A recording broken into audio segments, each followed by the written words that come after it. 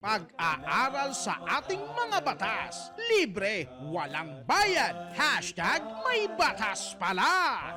Ayan, umarangkada na may rehistro para iwas perwisyo. Ayan, sige po. Binilhan ka ba ng girlfriend mo o ng kamag-anak mo ng bagong motor? Astig yan, pero teka lang. Hindi sapat na marunong ka lang magpaandar ng motor. Dapat alam mo rin ang batas na kaakibat ng pagiging responsable sa kalsada.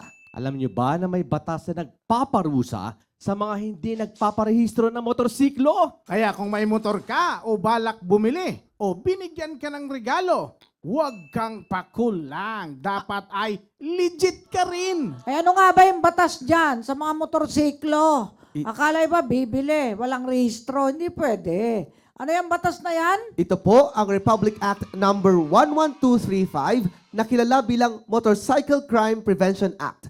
At kamakailan lang ay naamyandahan sa pamamagitan ng Republic Act number 12209 na pinirmahan ni Pangulong Bongbong Marcos.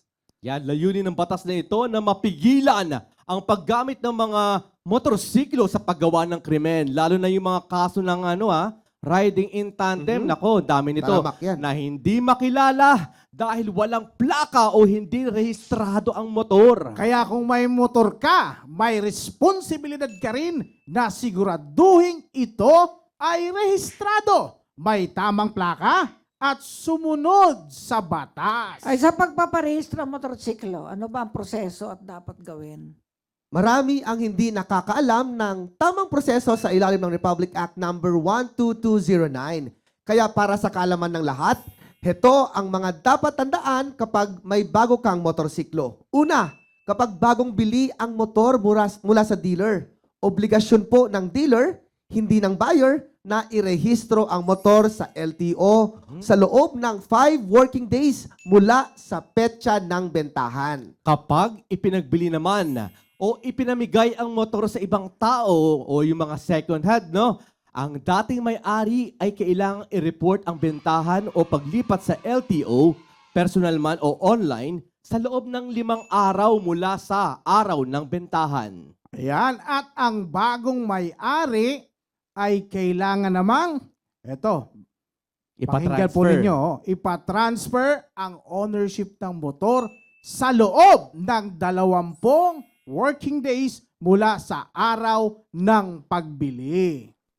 Mag-submit ng kumpletong requirements kabilang na ang PNP, HPG clearance. Kapag natanggap ng LTO ang lahat ng dokumento, maglabas sila ng bagong certificate of registration sa loob ng 2 working days. Kung binebenta ang motor sa pamamagitan po ng dealership at hindi pa fully paid, kailangang may nakasulat na kasunduan na ang ownership ay nasa seller pa rin, Yan. pero pinapayagang gamitin at ariin pansamantala ng buyer ang motor hanggang mabayaran ng buo. Ang malungkot niya pag nanakaw yung motor mo. Ayan Tapos ang- gamitin ng riding in tandem. Dama. Kaya ingatan yung mga motorsiklo nyo, mga kababayan, ha? Huwag kung saan-saan parada, ingatan nyo. Okay?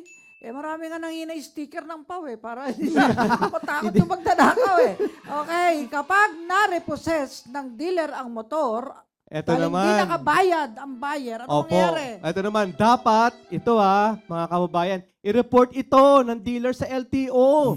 Ang rehistro ng motor ay ibabalik sa dealer at itatala bilang under storage para maiwasan ang multa. Tuwing taon, kailangan magsumite ang dealer ng ulat sa LTO tungkol sa status ng lahat na narepossess na motorsiklo. Okay, tapos ano bang parusa sa hindi tutupad sa batas na yan tungkol Ayan sa po. motorsiklo? Kung hindi sumunod ang dealer, dating may-ari o bagong may-ari sa mga ito, may multa hanggang 5,000 pesos. Pero tandaan, Walang huhulihin na motor kung ang basehan lang ay hindi pa naipapasa ang rehistro ng buyer.